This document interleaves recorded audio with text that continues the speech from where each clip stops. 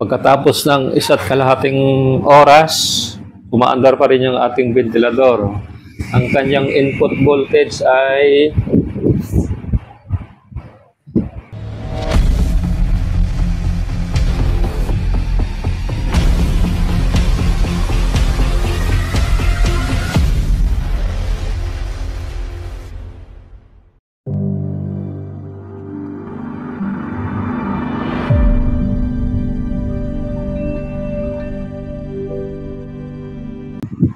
nandito naman tayo sa panibagong video.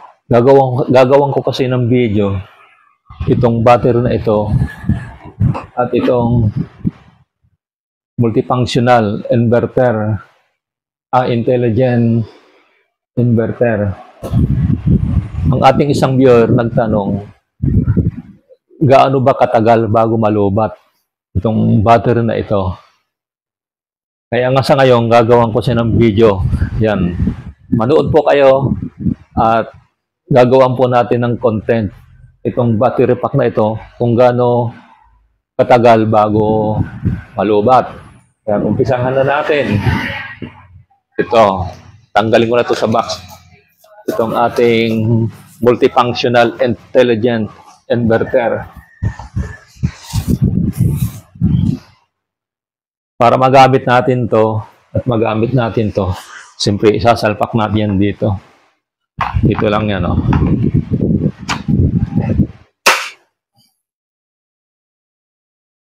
Yan, nakikita ninyo, may kulay blue na doon sa loob. Yan, gumagana yung kanyang pilot light. At sisindihan na natin to. Anong nakalagay na voltahe? 20.9 volt. Fully charged na ito. Kaya lang hindi mo ma-reach yung 21 volts. Yung mga nilalagay kasi nila hindi accurate. Ang gagamitin natin na pang testing para masubukan natin kung gaano katagal bago malubat itong ating inverter.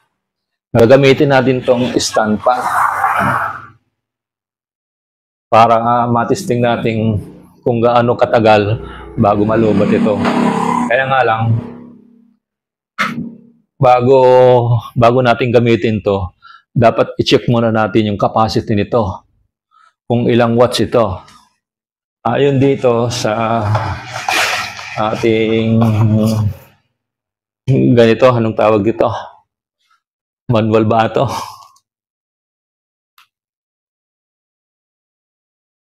Yan, nababasa ba niyo dyan?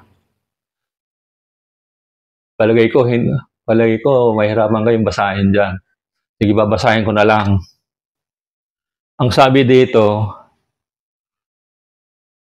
itong ating multifunctional intelligent inverter, ang capacity nito, yung kanyang output wattage ay nasa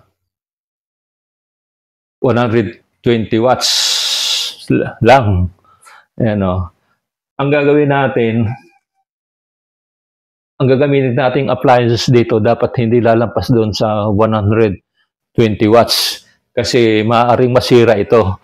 O pag nasira ito, sayang naman.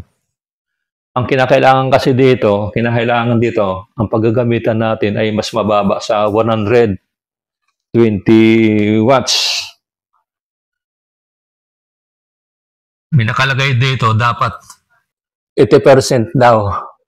Hindi dapat lalampas sa 80% yung wattage na gagamitin natin dito. Kaya lang itong ventilador, hindi natin kung ilang wattage ito. Madali lang malaman kung ilang watts ito. Ang estimate ko dito, mga nasa 60 to 70 watts. Para sigurado, alamin natin kung ilang watts ito.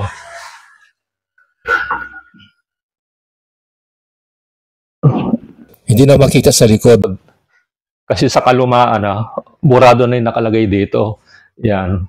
Para malaman natin kung ilang watts itong ventilador na ito, gagamit tayo ng clamp ammeter. And ready ko na para mabilis-bilis tayo.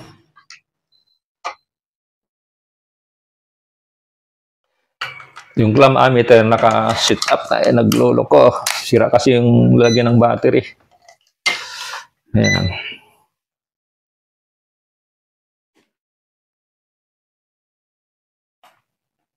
Gagawin natin, isi-switch natin itong ventilador sa pinakamataas para malaman natin kung ilang watts talaga itong ventilador. Ayan.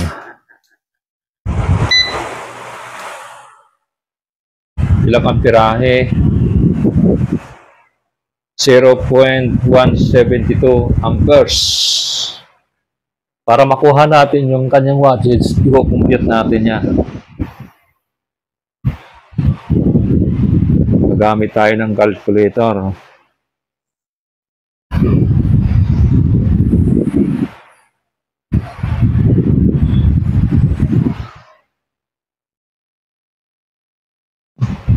Hindi malinaw. Di bali, pagkikita ko lang sa iyo yung calculation mamaya. Yung kanyang amperahe ay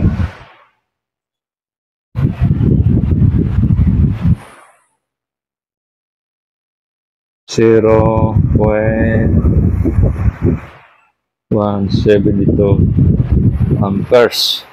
Ita times natin yan sa hindi natin kung ilang voltahe na mayroon tayo dito sa lugar namin. Gagamit tayo ng multitester. Yan, kumuha ko ng multitester. Susukatin natin yung kung ilang voltahe.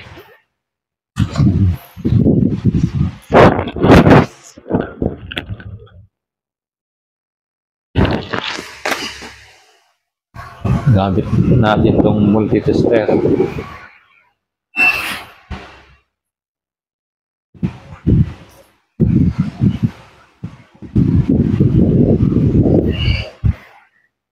Ayan. Mahirap mag-vlog kapag walang assistant. Wala kasi tayong assistant.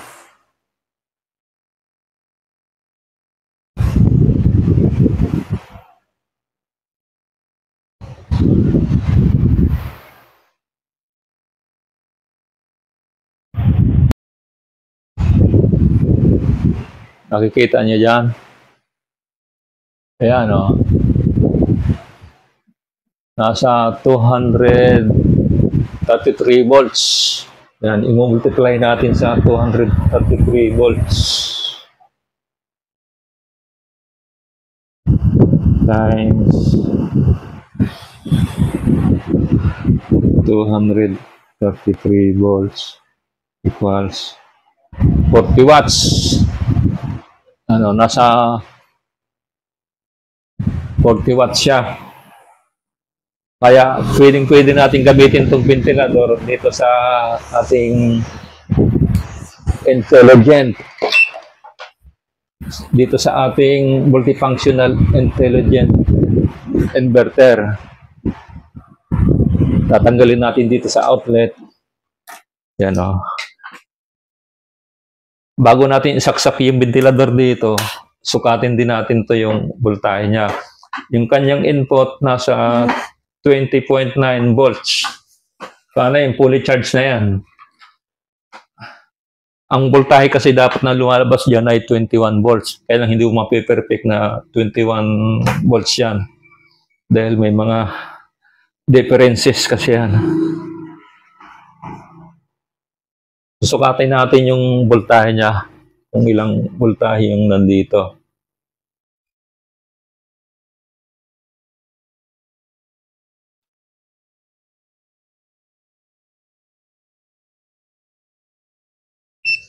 Ayan.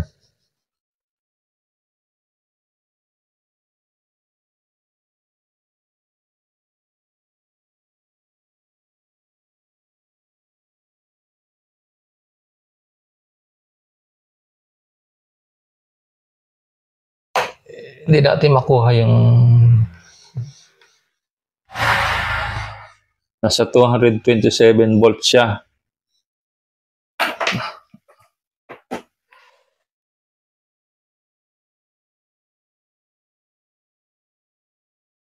Ganyan talaga pag wala kang assistant sa pagbablog.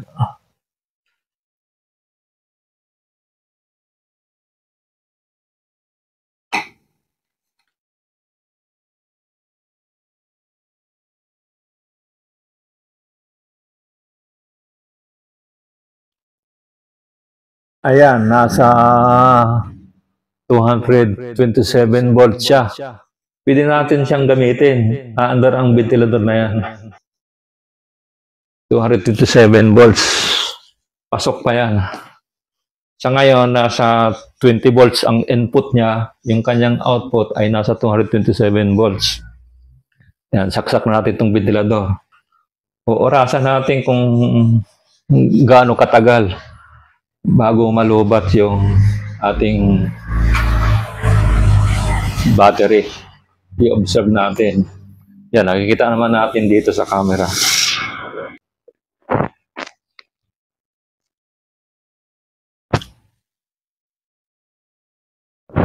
Yan, pupunta tayo doon sa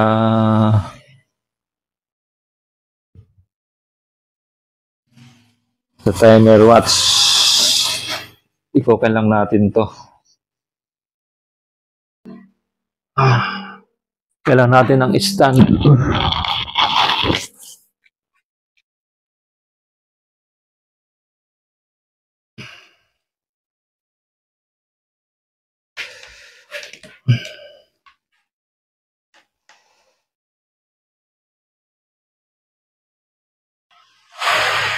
Saksak natin dito. Ayan. Yung kanyang voltahe ay nasa 20.9 volts. Tapos yung kanyang voltahe ay nasa 227 volts. Mamaya susukatin natin yung voltahe. Ngayon, para takbuhin natin yung ventilador, ilalagyan natin doon sa maximum. Kaya na natin nilagay sa maximum para makuha natin yung maximum wattage ng ventilador na ito. Pasok siya dahil siya, nasa 40 watts siya. Pasok na pasok siya. Hindi naman siya lumpas dun sa 120 watts. Yan, no? Kaya pwede natin gamitin itong ventilador. Sa ngayon, i-on ko na to para malaman natin kung gaano katagal bago malubat itong ating battery. Start na tayo. Yan. Isi-0-0 natin para walang daya.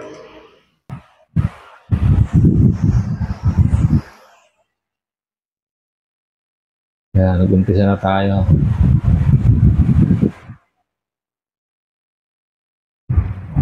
Yan, naka-ganyan dyan, oh. Yung ating ventilador nakakabit ito sa inverter. Ayan, oh. Titingnan lang natin kung gaano katagal bago malubat yung ating battery.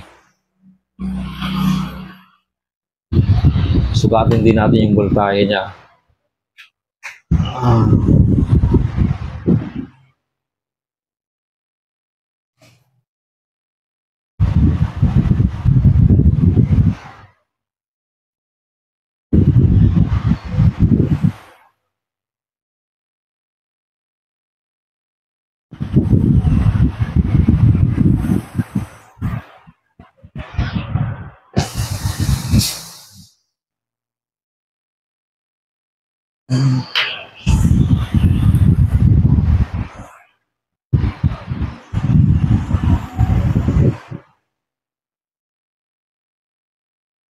Nasa 215 volts siya. Bumaba yung kanyang nagalaro sa 214, 215 volts. Kaya nga hindi pwedeng lagyan to ng mga matataas na wattage.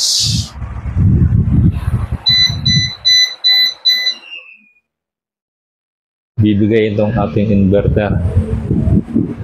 Yan, hindi pwede dyan yung air fryer. Bibigay ito. Maliit lang kasi mga spare parts na.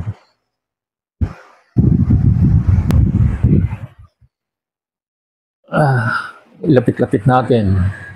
Kaya ba ng camera?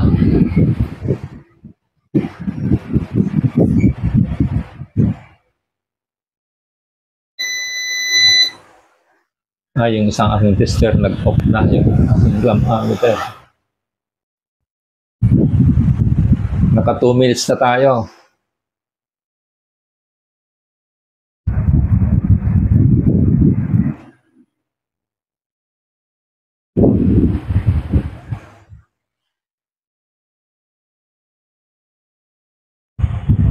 yung inverter natin, yung input ng inverter natin ay nasa 20.4 volts pa.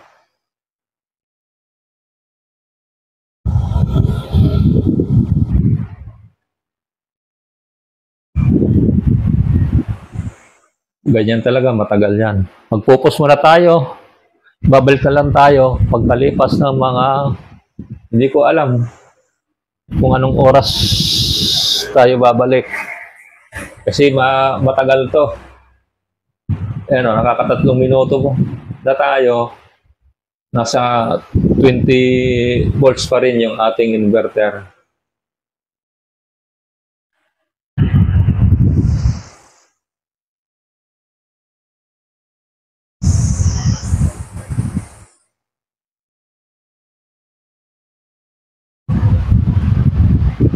Ayan o.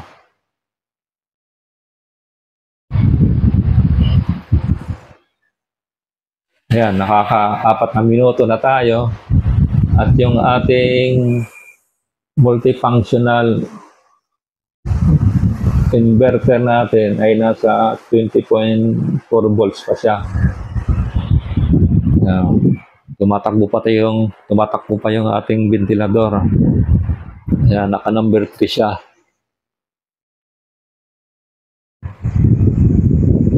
Tingnan natin. Ayan.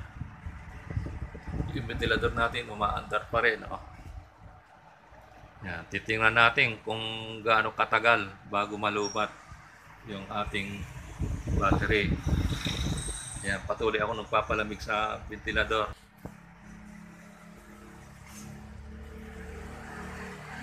Ayan, naka 30 minutes na tayo.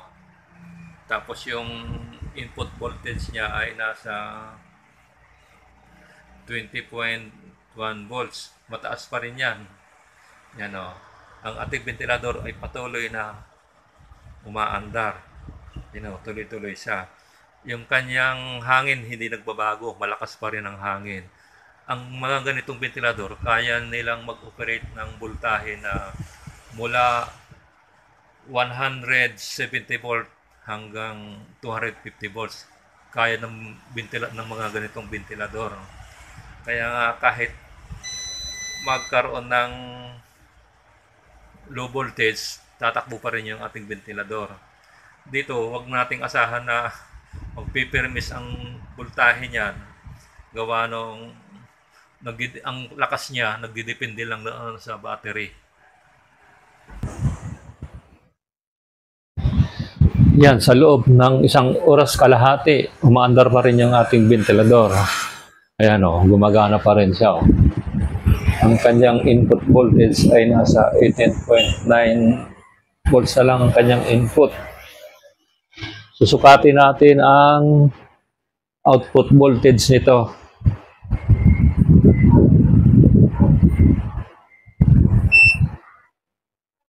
Ayan, susukatin natin.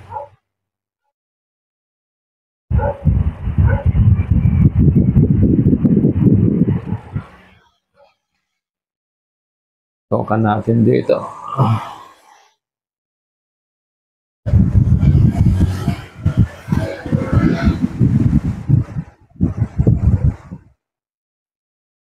Ayan, titingnan natin.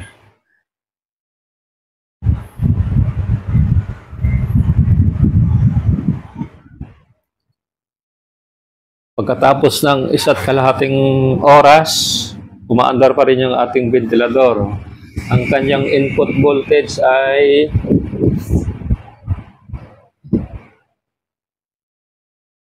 kita naman niyo, nasa 18.9 volts ang kanyang input voltage. At ang kanyang output voltage wala na sa 220 volts.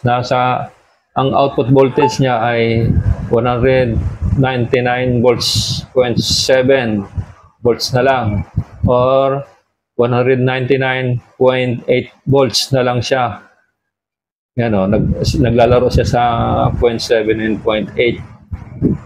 Ano, mahigit 1 oras kalahati na tumatakbo yung ating ventilador. Yan o, tuloy-tuloy pa rin na gumagana ang ating ventilador. matagal din pala ang aabutin nito. Matagal din pala bago malubat.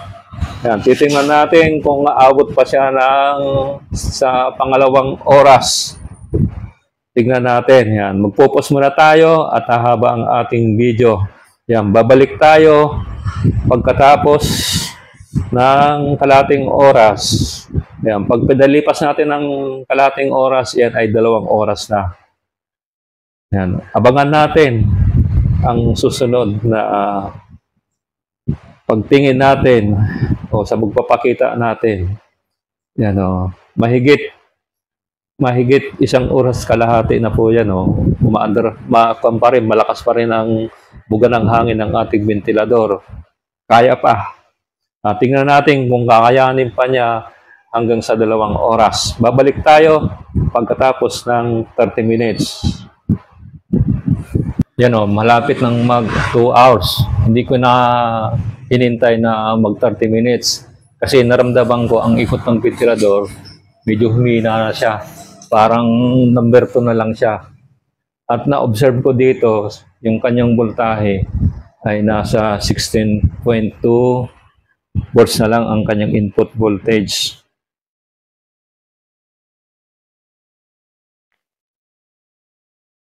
Yan ipakikita ko sa inyo ang resulta bago mag 2 oras. Ayan wala pang 2 oras yan Ang nangyari kasi, bumagal na ang ikot ng ventilador. Ayan, ang kanyang primary voltage, bumagsak na din. Ayan nasa 15.6 volts na lang ang kanyang input voltage. Susukatin natin yung output voltage kung ilan na lang gamit ang ating multitester.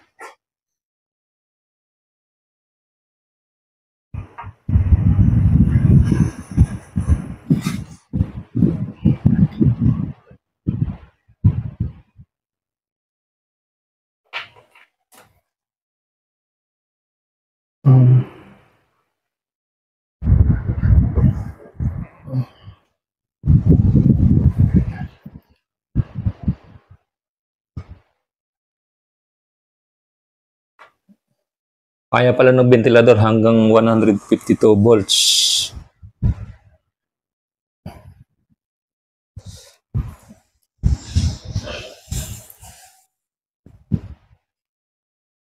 Yan, bumagsak na.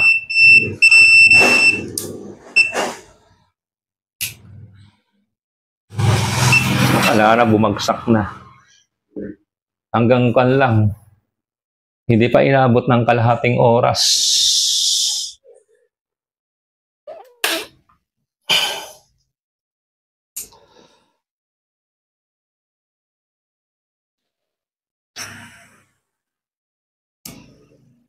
Wala na, ayaw nang gumana. Kaya nga hanggang doon lang sa ilang voltahe yun. Yung input niya nasa 14 point something. Yung kanyang secondary volts hanggang 154 volts na lang siya. Yan. Bali, kwan lang ito. Hindi aabutin ng 2 oras ang takbo ng ventilador. Yan, hanggang 2 kwan lang. Hindi inabot ng 2 oras. Inabot lang siya ng 1 oras at 56 minutes. 1 hour in 56 minutes. Abot na ang battery nito. Yan. Kita naman ninyo, hindi na umaandar yung ventilador natin.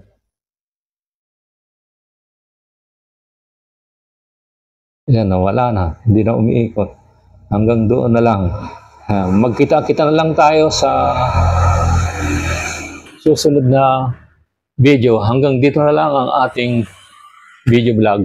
Inihiling ko na patuloy po niyong suportahan ang ating maliit na YouTube channel na Brother Jun Tech. Pagpalain ng Diyos ang bawat isa sa atin. Kaya nga, hanggang dito na lang ang ating video vlog. Maraming salamat at bye-bye.